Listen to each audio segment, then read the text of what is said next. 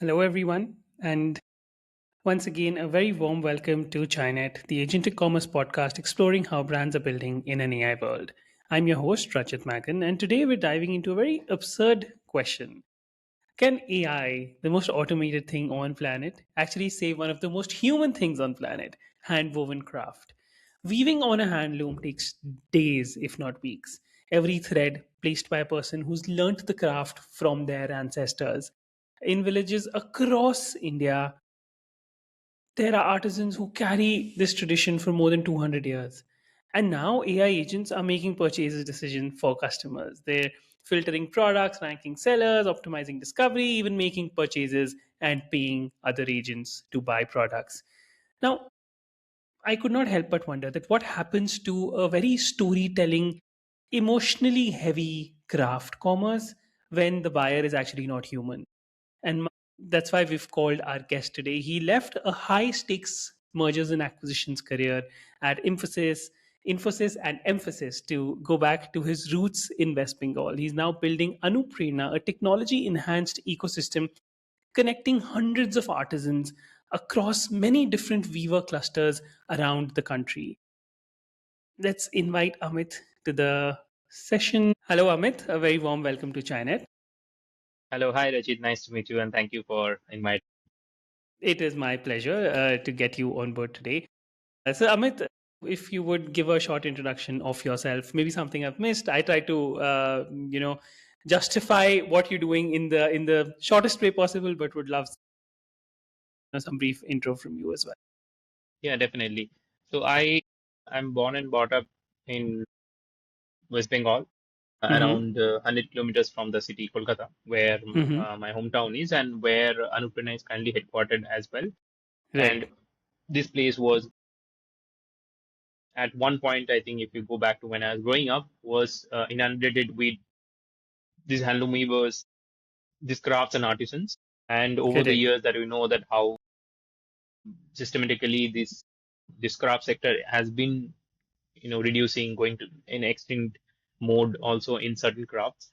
And the same Right. thing happened where I grew up. And so that's my story of my connection to this, um, these artisans and crafts. And then I went to did my study in Kolkata, and then in southern part of India, across Bangalore and multiple places. And then I was working in corporate strategy sector in IT. And then I saw that this is a good time for me to try to do something in this space, because I was connected, um, first of all, due to my childhood, also through my father as well, who at one point worked with this artist. And so I wanted to see that if there is enough opportunity, if there's enough still demand exists for this kind of crop, Right. and I wanted to try globally through digitally. And what that's how I started Anupréna around 5 years back. Amazing. Amazing. And if we go back, how have the last 5 years been for you? Yeah, so it was difficult, certainly, because I didn't start from a startup perspective. I didn't have much experience in this field. I come from, although I had done my management and everything, I didn't work for a startup. So that idea was missing, and this field is totally different from what you do and what I have been doing. So Right. I had to learn everything from the basic, from now it looks simple, but in hindsight, all are kind of everything was new to me in terms of e-commerce. What is digital marketing? Everything that I do was something very new. How to create a brand and everything. So that's like slowly it evolved through time. But Correct. it is wonderful experience so far. Yeah. Amazing. Yeah, of course it is. You get to learn a lot of things when you're building your Yeah, own yeah, business. yeah. When we were talking backstage the other day, you also said that you're actually working on the ground with these weavers. You're actually going to them, visiting them. A lot of these startups, honestly, are right now getting built from tech hubs, right? Like your Bangalores and your Hyderabad's of the country. What does the on the ground reality tell you of this industry that a cafe like working in a co-working space in Bangalore will not tell another founder? To be honest, I was working in Bangalore before this, and then I continued to work in Bangalore even after I started. Mm-hmm. Especially one thing is you can't hide is that you get that energy of the startups when you're building Of from a city course. like Bangalore, when you see the people, that energy you won't get if you go to a rural location. Luckily, I had that opportunity because I was born and brought up there, so I could create an headquarter there, and which is close to the artisan clusters who were close by. So obviously that Correct. helped. Now, because of that, I used to travel and go and visit these artisans and understand a lot more. On ground reality is that these guys are still not connected with the global news in that Hmm. sense. They understand their craft, they understand how their craft is important in a global scale as well, because I think from time to time, because these are getting more niche, and definitely people globally are looking for this kind of craft because it's more of an something we have to enjoy while it's there.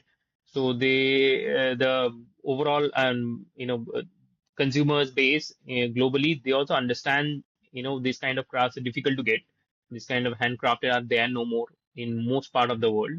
So they want to cherish it and they want to kind of give that kind of importance. So definitely these artisans understand that, but they only know their craft and they know how to deliver their craft, and that's the only link they have Hmm. than understanding where is the demand, how is the demand coming from. But yeah, Hmm. like our as a job as an Anupréna also to connect, build a two-way bridge, not just telling the world that this craft exists, but also telling the Right. artisans also how your crafts are valued worldwide. So that's Hmm. what we're trying to do. Yeah. Correct. Yeah, that makes sense, and that's a very interesting thing. Like you building a two-way bridge rather than a rather than a supply chain. That okay, they also understand that what is the value of Yeah. what they're doing. Yeah. Yeah. Yes. Yes. Yes. Definitely. Yeah. And I was looking through your LinkedIn profile, and you've done a lot of accelerators for Anuprerna, right? So Yeah. how have these accelerators been? Which one has been the best? Would you recommend people going for these accelerators? And usually I've seen like people do like one or two accelerators and then they don't, right? But repeatedly you've gone through a lot of them. So what has been that experience? Yeah, for me, it was a learning journey because, as I told you, like I didn't come from a startup background. So if you have Correct. enough knowledge, you have run a company before, then I don't know how much this can help. Apart from the one help is that this definitely can give you a lot of tie-ups with other platform. So Right. these accelerator has a lot of tie-ups. For example, we got free AWS credits, we got free Google Correct. Cloud credits for AI and everything. That's something, and then Right. and that something is helping us to build something without burning a lot of money. Of That course. definitely helps. But apart from that, for me, because I was learning and slowly exploring the accelerator route also, that was something new. Uh, they usually, most of the accelerator tries to, from a startup perspective, tries to teach you. One is that how to become fundable, what Mm. you should do in terms of marketing and everything, and how Right. to create your investment thesis and create a business model and presentation so that I can pitch to the investors. And in our case, because we are also impact focused, some of the starters are towards that as well, how to create an impact journey and how to measure impact and those things also there. Correct. So these two things were helpful. And then from time to time, we have been doing some accelerator, and luckily one of the accelerator we got a convertible notes as well through Acumen. So that helped us to create the trust and credibility as well. So Right. definitely it's helpful. You never know which is going to help in what way. So Mm. it's hard to kind of exactly pinpoint, but it's definitely if you put your focus and try to do one Right. accelerator at a time, I think it certainly can help you in a lot of It can will help. open a lot of doors. Yeah. Correct. Correct. But aren't they all don't they all teach the same thing or no? That's That tries to overall is creating investment planning and business presentation. That's the core goal, but the way they teach are different, right? Everyone has different. For us, luckily, as we evolved, I think the next accelerator was better than the previous one because right. found it's not the other way usually. But yeah, I mean, yeah, it's kind of if you do Fair. some of them are offline, few things. I don't think that add a lot of value. Few are Right. classroom sessions and few things, a lot of value. But sometimes it's good in helping networking also. Because sometimes as a founder, you feel little alone. So Mm. you meet other founders and try to talk. So Right. you build some relationship as well, which Build is some definitely relationships. helpful. Correct. Definitely Right. helpful. So I still go to this acumen meeting once a year that goes. I know so a lot of the people. I stay in Right. Mumbai right now sometimes, so I meet them. So that connection is really helpful. That's something you build through this. Very Yeah, right, yeah, right. Yeah. Ultimately, yeah, the network they give you is valuable. yeah, I yeah. think that's Yeah, and even you can actually best use, like in our case, we didn't use the investment path because we wanted to build hmm, something sustainable first. But right. if you wanted to build the investment, I think, and if you don't have any experience, this is the best way. Yeah, Correct, correct. Yeah, yeah, fair enough. And you're working with so many on-ground artisans, right? And you're, of course, for them, payments are very important. There's no like credit line or something on that side, right? Because you will, of course, yeah, have to pay them as soon as possible. yeah. But correct me if I'm wrong, but I'm guessing that your revenue comes, of course, much later when when the product is actually sold on the on the marketplace, and then when you get that revenue back from your payment gateway.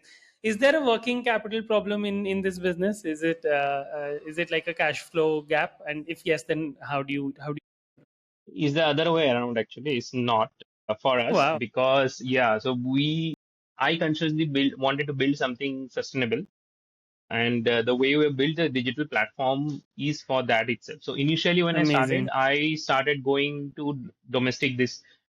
Even I digitally something it took me 1 or 2 years to build the way I wanted to build at least a right, basic model also. Till then, I was trying some offline, going to visit some fashion brands in Delhi, Bombay, in the cities majorly before going internationally. Large brands these are. So there, remember the larger they are, the larger will be the working capital cycle. The credit cycle has to be correct, 60 days, 90 days. Sometime we don't know. yes, So those kind of things I faced, and that's why I realized that this is not the market I want to go for. So then I shifted to digital, and I wanted to capture the small to medium size brand itself. So right, whenever going to international digital in this way, there we have created an online experience which kind of imitates the offline purchase process. Usually, yeah, if you can build that credibility and trust, people will like you, and usually small to medium size because they don't have that purchasing power of they don't have connection to so many suppliers and vendors. And if you don't right, credit, they'll go to other credits, which will happen to larger buyers, but not the small to medium. They'll come. So in our case, they come and first order some samples, which is very small value. If they like something, and we don't keep a lot of inventories also. If you see our products, we do develop new products. So that's once a little capital because we're definitely trying new products and design. But then we make a made to order model, so all the products got they it, can customize or pre-order through our website. They pay 50% advance, and then we start, processing. So in our case, the got it. money comes first, and then we Then the pay this processing use. starts. Yeah, yeah. So we already have the money for giving it to the artisans, which we pay on a weekly basis. Whenever their work is done, Hmm. we just pay them immediately. There is Right. no delay in that. But we do get, in our case, working capital is negative because we do get credits for the vendors we're working for, apart from the artisans. So Hmm. the logistic players, we have a business B2B model. We pay them at the Correct. end of the month or with the credit cycle. For the raw material suppliers, which is larger raw material, we have a credit cycle. So that Right. benefit also we get. Mostly 90% or 80% of our buyers are advanced model where they prepay Hmm.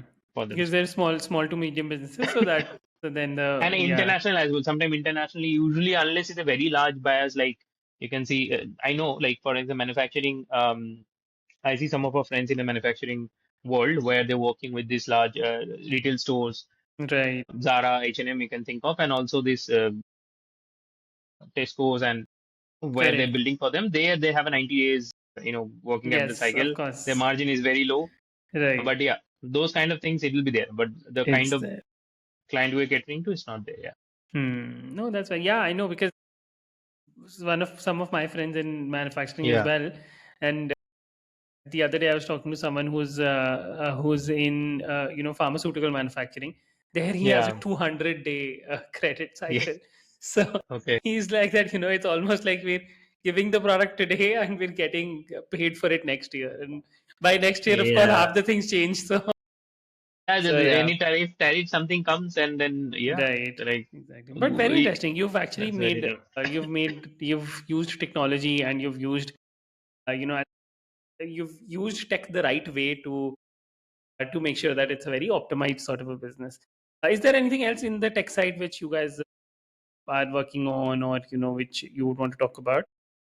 Yeah, definitely. So I mean, tech side means when I started building, e-commerce was the only thing that was from a Yes, tech platform, correct. tech perspective I was trying to build.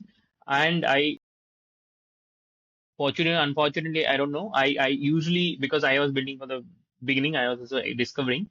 Usually, e-commerce, you will see most of the brand are built through Shopify, and that's the Right. usual way because that's a lot of safe and reliable. But unfortunately, initially, I had to face a lot of issue because we did build a very custom website because Hmm. it is difficult to maintain and difficult to build, certainly. But now that we have a in-house tech team and I have a tech co-founder as well, now we are trying to make, but for that we are able to build something very unique and differentiated. So first Correct. of all, our website is very custom made, so that's why we have a lot of customization aspect. People can choose some, fabric, they can customize. Okay, you want to like the fabric, you want to dye in a different colors, they can do it online. They like some fabrics, printed fabric, they can change the fabrics. Now we have expanded to apparels as well. You like some shirt you want to buy, you want to customize in a different fabrics. So, and there also we are building the AI idea of you can see, on live how it will look in a different fabrics and purchase it. So those kind of things we are building. That's the one part of it is the website focused. And then Right. another tool we have built, which is called Artisan Flow, which Mm-hmm. is our supply chain mainly traceability and efficiency software, where Mm-hmm. from the moment the user, in this case, is built for the B2B initially. The B2B users are placing some orders, which is going to take more than 8 weeks or 6 weeks of time. They are able to track their product building journey throughout. So we are also Oh, able to wow. track ourselves. So every purchase kind of broken into multiple product cycle. This is a model even Ztog, if you know this is B2B, they use it for manufacturing to a large extent for. So you trace every product built in multiple cycles. So suppose you have a shirt, you first dye the yarn and you make the fabrics and then you stitch. So there are multiple processes that get built. So you can trace the product journey and we keep updated at every step. In our case, it also helps because we give photos and videos of the artisans. So that's something the artisans, as soon as they are done, they can update. Okay. But we want to take it a lot further using this traceability because we are building a mobile app which we're going to launch by end of this month, Mm-hmm. March, where artisans will be able to. So instead of right now, we are doing that through WhatsApp. We're just getting, update from the artisans and we're updating on behalf of the clients. Right. That's the general. We are also keeping a track whether this is happening on time, but we wanted to make Correct. the artisans work for it. So they can use the mobile app and then see what, orders they're ongoing and they can update us. Okay, this is done and Mm. this is some photos and videos. That's something we want to create and that kind of use the tech to bridge it to it because we Mm. have a lot of data around the artisans, how they're doing it, which artisans, doing it, and we can increase and reach out to a lot many artisans in that process. That's something we're building at the moment. And there's another impact journey through this we can build because we have a lot more data now. Earlier, you can't build this through just phone because each product is very differentiated. It's not a commodity that you're Right. building. So you don't know how much product is taking each. One product can take 4 hours. For one unit, some product can get 8 hours. So that information also you can capture. So based on Mm. that, we can create an impact journey as well of the product. Those things we are trying to build at the moment in a tech, yeah, perspective. Yeah. Very interesting. So if you're saying like even the artisans will have the app and they can update the end customer, is it hard to train them? Like how well versed would they be when in using like a mobile app and doing all of these? Yeah, so that's something, to be honest, it's easy to kind of just say that we'll do it. Unless we do it Exactly. on the ground, we won't be able to find it. Unfortunately, for the Yes. artisans, we haven't launched it. What we have seen, WhatsApp there, well, easy to, Correct. Yes. They all they know have learned to WhatsApp. use it. Now WhatsApp, they can send photos and videos. The same thing they have to do. Our idea is to create an app which is very easy to, is vernacular as Hmm. well for them to read through and understand. Correct. And they can easy to update. I mean, we'll keep it very as simple as possible so that doesn't create a barrier. The idea is that another thing is that whenever I started thinking of building this, the main idea is that what is the incentive they have to use this? So Yes. only incentive Correct. that I know works in this space, any space, I think, is monetary incentive. So that's Yes. something I want to use. So if you update properly on time, you can use this. We will give you 10% extra or something like that. And Right. that's definitely, hopefully, it will work. So that's Correct. Correct. Yeah. Yeah, you will. Yeah, in this sort of a case, there needs to be a monetary incentive for someone yeah, to yeah. to keep it To updated. you Yeah. use this, and like also they also get a value out of this. We also get a value out Yes. of this. Yeah, mutual Absolutely. hundred beneficial. Yeah. percent. Yeah. So let's talk about our topic a little today as well. Like AI is generally now doing a lot of product discovery. I'm sure a lot of brands, small businesses are also now they started to use AI for their filtering, finding things online, Mhm. even ranking things online, which one to buy, which vendor to buy from what is. Tomorrow, even agents will start buying directly, right? They say that you might not Yeah. have people buying. Handwoven craft in general is a very, it sells on the story, it sells on the human aspect, right? What do you think? Like when there is no human buying, when there is AI buying and AI discovering, how does the handwoven craft industry evolve? Is it like good for the industry or is it bad for the industry? Yeah, so it's a little tricky to say. So most of the clients we cater, if you just think from a business perspective, the clients we're catering, they and who are trying to use these kind of crafts, although we as a company are trying to create all the technology, Correct, these clients are not coming to us for the technology. They are coming to us for the product itself. correct, For them, I don't think they are that savvy enough or that progressive enough to like lose out on the stories and touch of an hmm. understanding of the product and give it to AI agent. I don't think that's not going to happen, at least in this industry, because they want to understand what's going on. They are very hands-on. They like this craft because they like the hand, touch of it. They are not against, AI and everything tech, but obviously they are not like for everything, leave everything and then leave it to the AI Hmm. agent something. So that's something Correct. not going to change, I believe, for the client segment we are targeting because they're coming at because they love still the ancient and the older method, which is Yes, obviously it's eco-friendly, environment friendly. So it's a lot of areas also. Luckily, you want to bridge the gap through the tech we're developing. So they understand that there's a benefit of tech which you're trying to use, but I don't know. That's not going to change a lot. From another angle, if I see, uh, if you see most, I mean, what I'm saying in a tech that we have done is more software oriented. If you think of the hardware part of it, where the product is getting made, right. there also a lot of robotics and few things has come up Oh yes, of in a course. place like China and something. I don't think, and I've heard from other people, there are, I mean, if you see the looms, so the looms of industrial looms that happens, there also, as far as we understand, that usually is a lot more automated, but there are people who's running that. Now there's 100%. factories where there's no people running it. It's all, used by AI and Correct. mainly robots, and they're all automated and running by themselves. Now, the thing is that in our case, supply that we're catering to, they are going to be handmade. And that's the supply people are looking for still. Hmm. Even if everything is automated, there's Right. something that still people love for because it's not automated. There's a lot of hand and Hmm. story to it. So that's going to stay.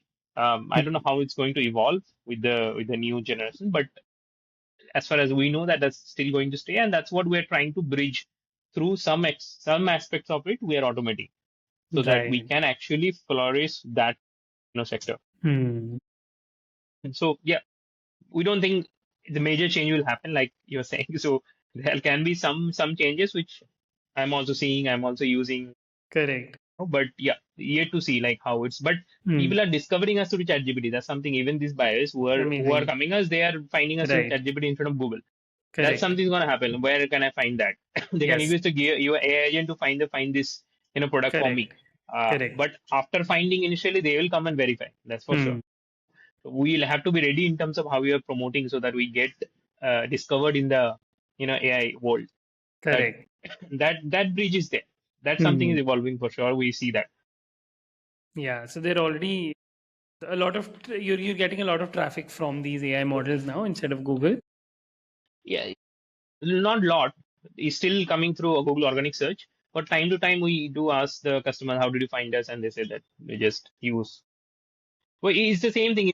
So ChatGPT is nothing but it's the same SEO itself, which I've been doing. Of course. Yes. ChatGPT is nothing new in terms of only thing is that instead of just focus on Google or doing it for Google, you focus on how you can discover in a lot of places. It's just that changed. Well, like 10 years from now, do you think AI will make hand woven craft as an Obsolete? industry? Will it grow, or like what will be the impact of AI on this industry Yeah, 10 that's years what I from said. now? 10 years from now, how to say? Everything is changing so fast nowadays. Yeah, We that's don't know there. 1 year from now. Yeah, so only thing I know is that this hand weaving the craft, exactly the artisans are doing. Hmm. If that gets replaced by AI, I don't think nobody will buy it. We'll buy it because Hmm. of hand oven. If it's not hand Correct. oven is done by AI, the people will not buy this. So they'll buy anything that's getting there. So that's a lot of things are out there. So that's why I said from a hardware perspective, if you the kind of product we are building, Hmm. if it's built on a industrial loom or something, that's what Correct. the difference is. It's very different from Hmm. that. That's something even if you want it, the flaw of human mistake that happens, that's Right. what made this product unique. When you try to do that using robot or something, there will be no flaw, and that creates a different Right. kind of product. Right. The flaw is not, but it's the flaw brings in a lot of texture to the fabrics or to the products, and that's very unique. And also, Correct. it's that's why it's eco-friendly, and then the storytelling and the other lot of things also play around here. Absolutely. Yeah, Yeah, I think yeah. yeah, that makes sense. So, in your last 5 years, Amit, what has been the hardest part to do in setting up Anuprena? Initially, has been I think understanding. First of all, understanding everything. So that's been a challenge when it Correct. started. So several parts of it. Then I think it came around managing people. I think it happens Hmm. with a lot of the founder because unless you come from that background where you have been managing, it's not. And but that you something learn over the years because and especially we are very hand-over, so that a lot of people are involved in Hmm. terms of contractual as well. Correct. Then I think at the moment, if I think of in the last 1 or 2 years. One was the tech. Tech has been still, how to bring tech properly in a Correct. in a way that's long term and sustainable. That's something we have been trying to do last 2 years. Hmm. And then now we have, from a tech perspective, we have reached to a certain stage. But now the challenge is that how can you use this tech? We haven't got our MVP sort of that using the tech now we can scale. So scalability is something Hmm. we're trying to figure it out. Can we now truly scale now that we have this tech? Yes. So that's something there are a Correct. lot of elements that's still pending. So that's has to happen on ground unless it's just on theory it makes sense, but on practical we'll have to prove it. Yeah. Hmm. Correct. Yeah, I think yeah, theoretically a lot of things Mhm. think that okay, that this can be done in this way, but yeah, the moment you start doing it practically, it becomes a problem for Yeah. any other entrepreneur who's now starting in the let's say in the fashion industry in general. What would be your advice to them that okay, these are the things which you should know before entering the fashion e-com industry? So yeah, so depending on so we are a B2B industry, so B2B is Correct. different from B2C. Yes, of If you course. go from B2C first way, that changes all the model. Then you have to spend money before you earn it. B2C, that's why it's totally different. You'll have Right. to make the product. We are also trying to create B2C, but we are creating from a different perspective altogether. So we are only, Hmm. at the moment, you are only catering to make to order. We'll not make anything ready for you. If you like Right. it, customize it, we'll make it for you. So that's the model we are trying from B2C as well. I don't know whether this is the right way, but this is at the sustainable way that we know. But Right.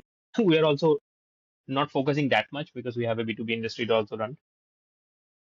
But for anyone who's coming, again, the only thing is that fashion, if you think about the fashion industry, there's a lot of layers to it. What reaches to the consumers is the last layer. So if you want to Hmm. play in that, which is B2C again, then Right. you have to again within that also there is so many horizontal category that you have to go to, casual wear and athletic Mm. wear, and you have to choose your market and do it, or just t-shirts or hoodies or something, whatever. And so that you'll have to choose a market. That's one Correct. way horizontally how we choose on the last layer. But if you see Hmm. all the layer, it starts from farming to, sericulture and all those Right. things to this, spinning fibers. And so I know, for example, I was reading in some financial news, uh, there's a company um, in Surat and those places, mostly the manufacturing.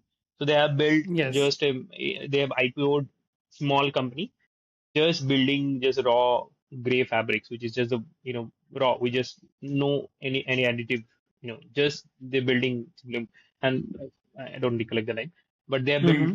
a public company using that. So idea is that you can build in any space within this. You can choose a space and whichever you're Right. comfortable with, whichever you like, some kind of knowledge, understanding you have. Sustainability is something definitely if you want to build for the world something you'll have to adopt. There's no other way around that. You want to build within India, then not initially. At the moment, still India is open to all kind of products, but Hmm. Europe and everything market are going more strict and stricter by the day. Yes. Correct. In the next probably 3 4 years, you'll have to prove that you're sustainable and everything. All those things that's happening. You can't just say. You'll have to prove. Yeah. So you'll have to like build that supply chain and tool, which even we have to do a lot of things around that Correct. yet. But yeah, Very interesting. And some short questions, Amit, yeah. before we end this session. But although it has been a very interesting session for me, I'm very unaware of the Indian handloom sector Yeah, and the yeah, artisan yeah, yeah. craft. And yeah, this has been very enlightening. Tell me, what is just one myth which you think is the biggest, which people think about of India's handloom sector? I think on top of mind, one thing that comes that first of all, there are a couple of I think what I can think of now. One is that Indian handloom, what people buy in India itself, their perspective of when you talk about most of the Indian consumers, Mm-hmm. we are catering to B2B. That's why the consumers are not fully understanding the story because we're getting to Right. B2B. It's easier to do. From B2C perspective, if you take India, most of the people are buying saris and those kind of things. I think saris and shawls and few Hmm. things which are directly made by the artisans. A lot of aggregators are there who are, sourcing from these artisans and making. And the artisans, Right. we understand on the ground. I know a lot of the artisans make it, but unfortunately, because these aggregators are only buying and selling from the artisan to the consumer, consumers just getting the artisanal products. They understand, and not all the time these are sustainable. These are good Hmm. for the artisans itself because Right. they're just making something in mass. A lot of them are not doing handloom per se. They're doing in a lot of things parloom in a way that because there's a lot of price competition. Even if they want to continue that craft, they don't get Right. that value. Still, it's not everywhere. I'm just saying in some places end consumer doesn't have an idea of how it's getting made, how much Correct. the artisans are making. If they're paying 1,000 rupees or 10,000 rupees for a product, how much the artisans are earning Hmm. around it because there's so many layers. So that's something is of a myth. Sometimes they feel that the artisans are getting paid, this product is eco-friendly, everything is fine, but not the Not real always. reality because the artisan has to they have to make the margin also sell at a much profitable value which the Correct. aggregator makes it difficult for them.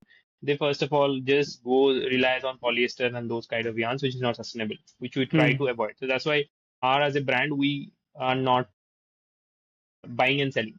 We're into the manufacturing space as well because we want to make sure that whatever raw material and chemicals whatever you're Correct. using are sustainable. And that's why like we need that B2B and that kind of Of business model course. which Business will model. let us do in this way. Otherwise, if Correct. we are not just build inventories and selling, then you don't know whether you'll be able to make money, and then you'll have to just Right. make something which is price conscious, and that's something Correct. we avoided. Yeah, Yeah. this is one of the That makes sense. That makes a lot of sense. Wonderful, Amit. Yes. Thank you. Thank you so much for all your insights. I think we've got you're a welcome. lot of interesting points from you. And yeah, all the best on the new technology which you guys are working on. I think it's exciting. It's very niche. It's very B2B. I don't think it's a very.